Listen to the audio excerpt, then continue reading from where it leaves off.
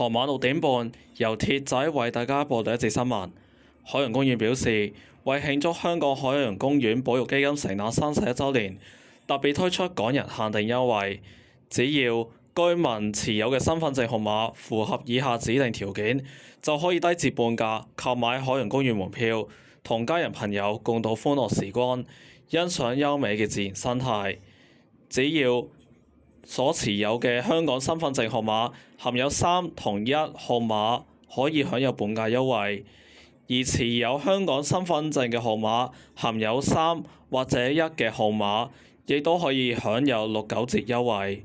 另外，海洋公園全年會籍低至75折優惠，入手享盡專屬優惠。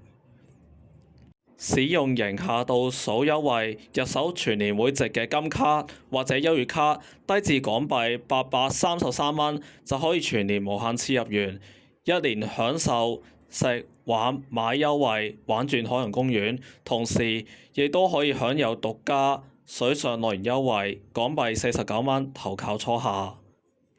有關營下倒數優惠，購買金卡3個或者以上，可以享有85折優惠。而優越卡購買3個或以上都可以享有75折優惠。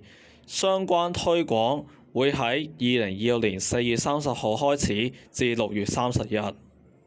而優越卡同金卡會員同時可以享有獨家水上樂園優惠。由5月1號起至6月30日期間，優越卡同金卡會員可以享有4個名額，以低至半價優惠購買，投靠初夏平日入場門票，投奔初夏所有日期入場門票都可以享有7折優惠。門票有效期會喺2026年5月16號起至7月3日。交通消息：輕鐵天榮站新嘅月台已經喺4月24日起分階段投入服務，路線705同埋751往天日方向當日起率先搬往4號月台，但係有部分乘客喺新月台啟用後1個星期未能夠適應到全新嘅乘車安排。港鐵表示，新月台啟用需要磨合，同時喺1個星期會安排車站職員為乘客提供協助。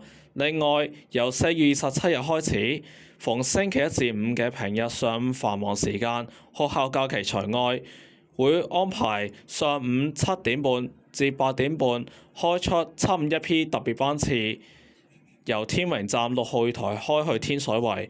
下午繁忙時間班次亦都會有所調整。港鐵吉祥物喺4月24日加入新成員輕鐵妹妹。會唔會好奇嘅佢已經趕唔切玩轉團圓天兼同大家見面。由今個月開始，週末會親身走入屯門、元朗同天水圍同大家見面。除咗同街坊粉絲們影相之外，佢仲會同大家一齊玩下輕輕小遊戲，等大家贏取小禮物。有關指定日子已經喺5月2日同埋5月3日期間舉行。如果大家想知道5月份其他週末輕鐵妹妹仲會去邊度呢？記得密切留意港鐵嘅社交平台，要留意輕鐵妹妹快閃活動嘅時間同埋地點，或者會因應天氣或其他情況有所更改。記得留意住港鐵社交平台以及 MTR Mobile 最新嘅資訊更新，相關小遊戲禮物嘅款式隨機送出，數量有限，送完即止。天氣方面，東北季候風正影響廣東沿岸，同時一道雲帶覆蓋住該區。今晚天氣預測大致多雲，局部地區有1兩陣驟雨。聽日間部分時間天色明朗，氣温介乎23至27度，吹和緩東至東南風。初時離岸風勢間中清勁。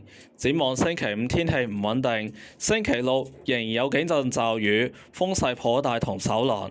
隨後2、3日天色逐漸好轉。而家氣温係24度，相對濕度83%。鐵仔電台新聞簡報完畢。